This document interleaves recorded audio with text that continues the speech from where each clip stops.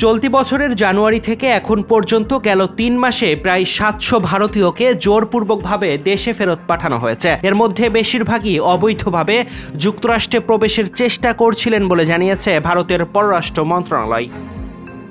দেশটির পররাষ্ট্র প্রতিমন্ত্রী কীর্তি বর্ধন সিং বলেন, অবৈধ অভিবাসীদের বিরুদ্ধে চলা কড়াকড়িতে এখন পর্যন্ত ৬৮২ ভারতীয় নাগরিককে ফেরত পাঠানো হয়েছে।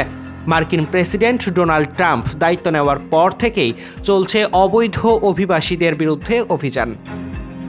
হাজার হাজার অবৈধ অভিবাসীদের আটকের পর পাঠানো হচ্ছে নিজ দেশে। ফেরত পাঠানো ভারতীয়দের মধ্যে বেশিরভাগই অভিবাসন প্রত্যাশী, যারা যুক্তরাষ্ট্রে অবৈধভাবে প্রবেশের চেষ্টা চালায়।